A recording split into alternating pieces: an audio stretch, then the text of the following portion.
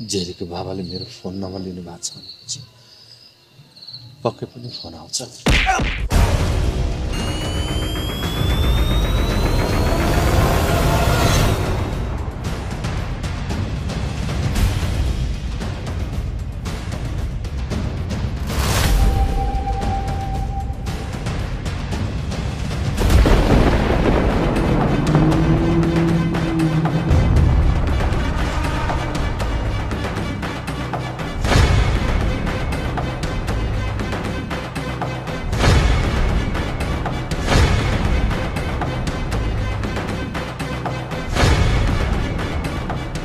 आउँछ भनेर कुरेको थिइस् होइन, जेरीको बाबा नै आइसक्यो।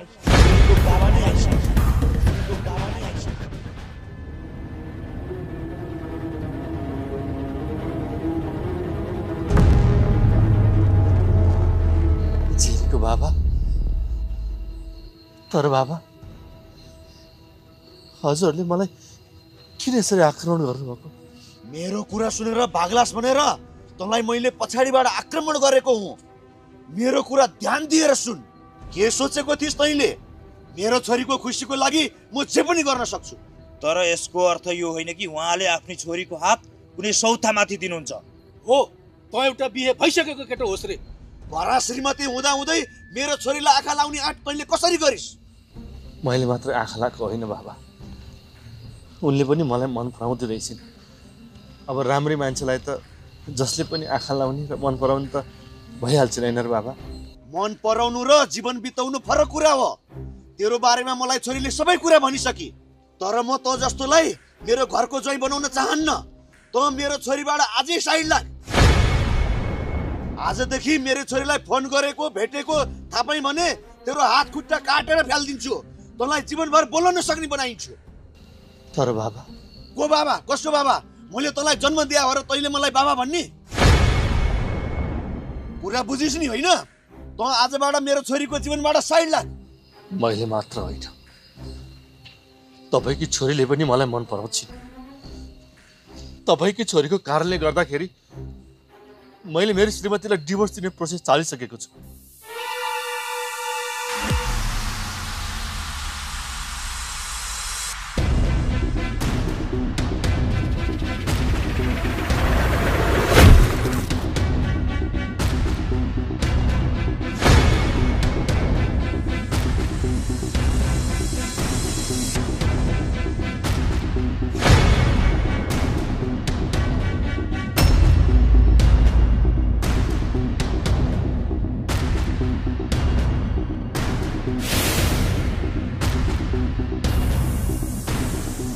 साले, मेरो छोरीलाई कारण देखाएर तैँले घरको श्रीमतीलाई डिभोर्स दिँदैछस्। मेरो छोरीको जिन्दगीमा तेरो मन खुसी चल्छ? मलाई सोध्नु पर्दैन? मुख सम्हालेर बोल्नुहोस्। हात उठाउन मलाई पनि आउँछ। मैले तनावमा छु, चारैतिरबाट खेलिएको छु। तर यो भन्दैमा कसैको गाली खाएर कुटै खाएर बस्ने मान्छे होइन म। यदि मसँग कुरा गर्नु छ भने तपाईको छोरीले पनि यही बोलाउनुस्। मेरो अगाडि राखेर कुरा गर्नुस्, अनि मात्र म बोल्छु। बोलाउनुस् यहाँ तपाईँको छोरीलाई। चुप, एकदम चुप। अबदेखि मेरो छोरी तेरो अगाडि कहिले पनि आउँदिन। मेरी छोरी सानै छ, उलाई के गर्दा के हुन्छ भन्ने केही पनि थाहा छैन। तेरा मिठा मिठा बातमा मेरी छोरी फकी ओली, तँसँग बिहा गर्छु पनि भनी ओली। तर म बाउको नाताले त जस्तो केही नभएको, व्यापार बिजनेस डुबेको, अलरेडी बिहा भइसकेको त जस्तो पुरुषलाई मेरो फुल जस्तो छोरी म दिन सक्दिनँ। त्यसैले मेरो छोरीको जीवनबाट त अहिले नै साइड लाग, नत्र तेरो टाउको झोलामा जिउ खोलामा पुर्याइन्छु। बुझिस्? हेर्छु म पनि के गर्नु हुँदो रहेछ हेर्छु। तर तपाईँकी छोरीलाई म मेरै बनाएर छोड्छु, मेरै बनाएर छोड्छु। बुझ्नुभयो?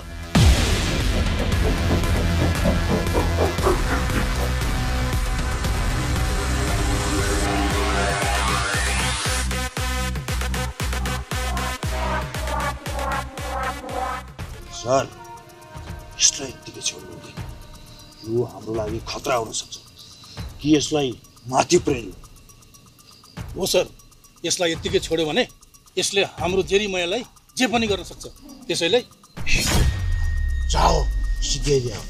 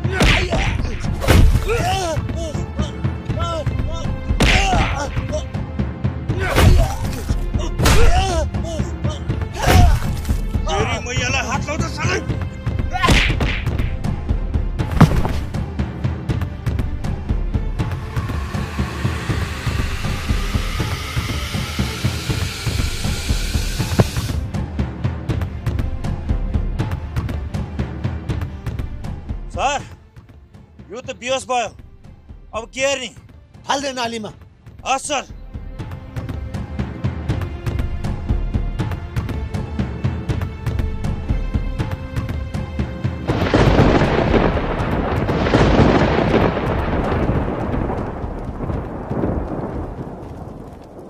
ल कस्तो ग्याडाङ गुडुङ गरेको।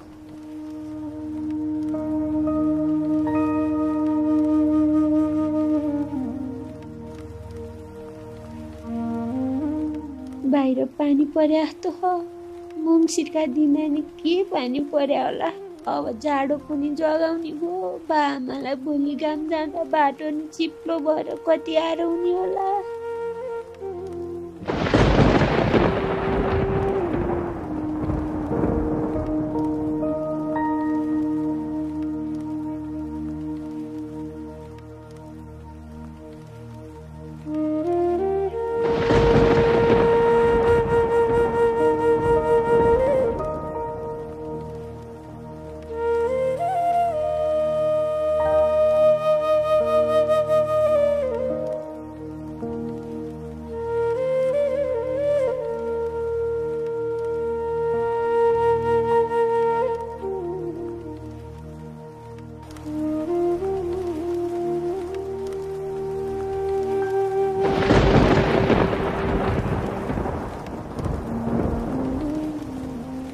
साथीकोमै गएको रहेछन् भने त ठिकै हुन्थ्यो।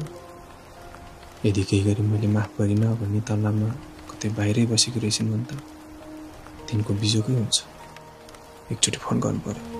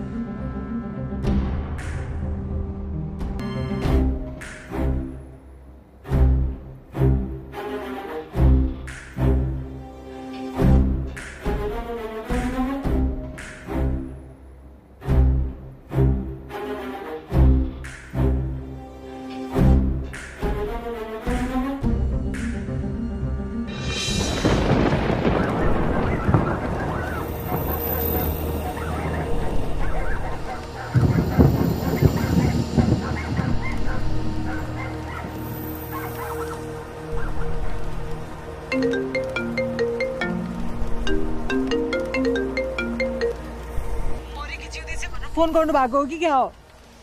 कहाँ छौ? जहाँ भए पनि किन चाहियो? फुर्क भन कहाँ छ? म धेरै ठुलो स्वरमा बोल्न मिल्दैन, फोन राख्नुहोस्। मेरो वरिपरि ट्यापे केटाहरू छन् र म धेरै टाढा छु, फोन राख्नुहोस्। धेरै नाटक नगर। मैले तिमीलाई त्यो ट्यापे केटाहरूको वरिपरि गएर बस्छ भनेर पठाएको होइन। मैले तिमीले तिम्रो बुवा भएको ठाउँ जाऊ भनेर भनेको थिएँ। तिमी त बुवा भएको ठाउँमा नि गइरहन्छौ। कहाँ छौ तिमी भन त? तिमीलाई त अनि फेरि साथी त मजाकै थिए त, बाइकमा घुमाउने, अनेक थरी किन्ने गराउने। त्यस्तै साथीहरूकोमा गएर बसेको भने यस्तो दुःख त हुँदैन थियो होला। यस्तो पानी परिरहेछ, चट्याङ हानिरहेछ, गडाङगुडुङ गरिरहेछ। कहाँ छौ तिमी भन त? म लिन आउँछु। माफै गर्न नसक्ने मान्छे मलाई किन लिन आउनु पर्यो? म असाध्यै पापिनी रहेछु र मैले गरेको पापको सजाय भोग्दैछु म। न मलाई बाबाले घरमा जान दिनुहुन्छ, न मलाई दोबाले माफी नै गर्न सक्नुहुन्छ। न म घरकी भए न माइतीकी भए। ठिक छ, जहिलेसम्म म यसरी बस्न सक्छु बस्छु। फोन राख्नुहोस् र मलाई लिन आइरहनु पर्दैन। पूर्णिमा, तिमी धेरै भाउ नखोज है। म लिन आउँछु भनेर भनिराखेको छु। तिमी कहाँ छौ खुरुक्क भन्ने गयो भन। यदि म आफैले पत्ता लगाएर आउनु पर्यो भने राम्रो हुँदैन। त्यसैले समय बर्बाद नगर, सिधा भन त तिमी कहाँ छौ? भन्दिनँ। साँच्चै नभन्दियो? भन्दिनँ। के भन्दै त? मलाई दुःखै दिन जाँदैको रहेछौ। देऊ दुःख। अब यो आधा रातमा सहरको कुना कुना तिमीलाई खोज्न भौतारिनु होला। मेरो माया लाग्छ र मेरो लागि भौतारिनुहुन्छ? म कोही जस्तो निर्दयी निष्ठुरी छैन। म कसैको पनि दुःख देख्न सक्दिनँ, चाहे त्यो मलाई नै दुःख दिने मेरै शत्रु किन नहोस्। यसरी पानी पर्दा, चट्याङ हान्दा, खुल्ला आकाशमा रात बिताउनुको पीडा के हो त्यो मैले राम्रोसँग बुझेको छु। नरक जस्तै हुन्छ त्यो जीवन। तिमी यस्तो रातमा मुख लुचाउनु सक्दिन। कहाँ छ तिमी? फुर्क भन। म आमाले व्यापार गर्ने मन्दिरको छेउमा एउटा पार्टी थियो नि, त्यही भित्र बसिरहेको छु।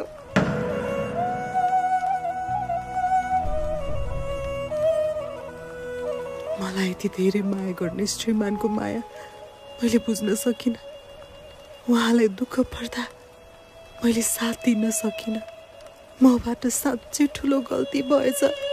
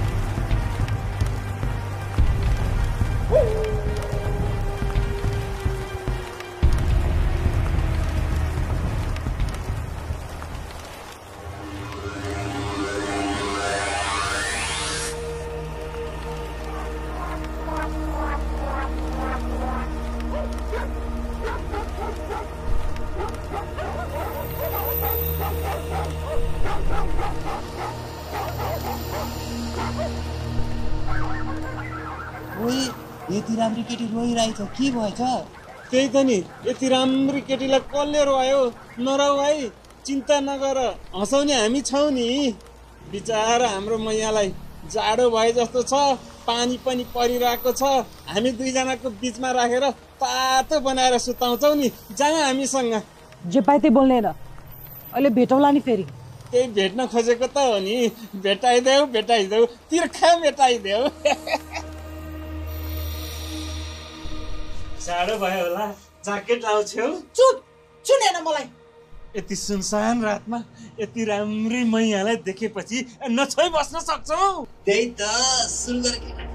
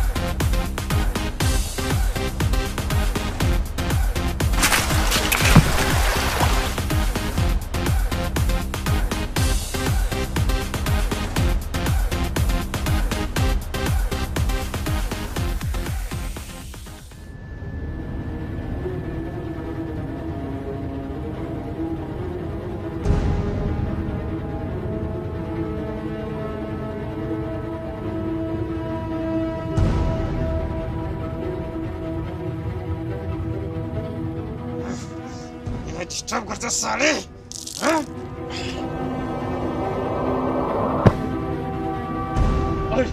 हिँड आज यसलाई सिद्धाउनु पर्छ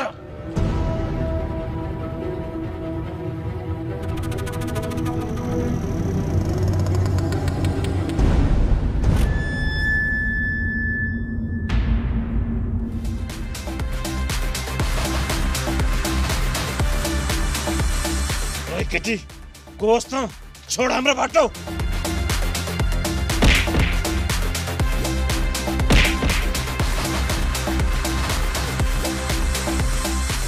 मेरी भाउजू माथि हात हाल्ने तिमीहरुका यत्रो हिम्मत फुरुक्क बाटो लाग्तौ कि थपाउ थपाउ हुन्न ओ केटा यो केटी त कडारी छ भाग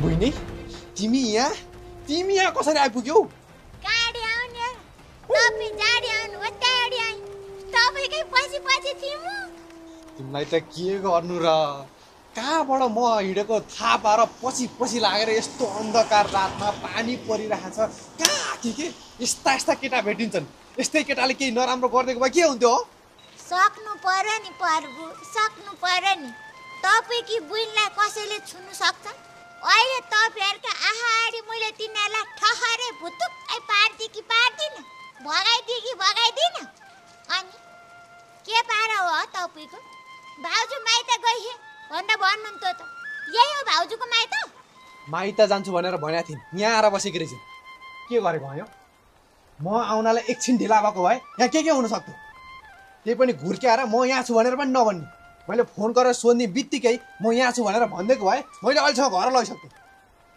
नाटक पनि अति नै गर्ने के रिसै उठेर आउँछ कति उठेको छ तपाईँलाई रिस जति रिस उठे पनि आज मेरो अगाडि तपाईँले देखाउनुहोस् मलाई पिट्नुहुन्छ भने पनि पिट्नुहोस् जे गर्न मन छ गर्नुहोस् मार्नुहुन्छ भने पनि मार्नुहोस् मैले तपाईँलाई जे गरेको छु त्यो सबै गल्तीहरूको सजाय मृत्यु नै हुन्छ भने पनि म सहन तयार छु मार्नुहोस् मलाई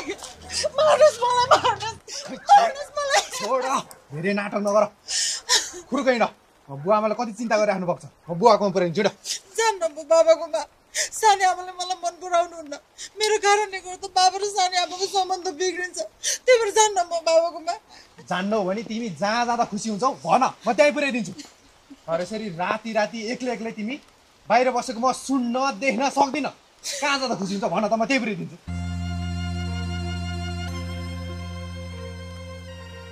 ए भन न कहाँ बस्दा खुसी हुन्छौ कहाँ बस्दा खुसी हुन्छ जस्तो लाग्छ तपाईँ आफै भन्नुहोस् त ठुलो महलमा बस्दा महँगो कार चढेर हिँड्दा महिनामा लाखौँ लाख पैसा कमाउने बुढो साथमा भएदेखि खुसी हुन्छौ नि तिमी गलत के को गलत के सही मैले सबै बुझिसकेको छु तिमी खुर्क हिँड त तिम्रो बाउकोमा पुर्याएपछि मलाई आनन्द हुन्छ कस्तो कुरा गर्नुभयो के दाइ यतिखेर कहाँ जाने हो सबैजना सुतिसक्नु भयो होला चुप लाएर यहाँ ओत्तिने ठाउँ रहेछ सबैजना यहीँ बसे हुँदैन चुप लाएर यहाँ बस्नु त होइन भाउजूलाई भेटेपछि त तपाईँको दिमाग पनि ठिक ठाउँमा छैन कि क्या हो पानी परिरह अलिअलि अझै बाटा जाँदा पानी पर्यो भने क्या नि हो यतिको त भिजिसक्यो अझै भिजा अनि मुन्छ र अब यहीँ ओत्तिने ठाउँ रहेछ यहीँ बस्ने हो चुप लाएर हिँड्नु भित्रै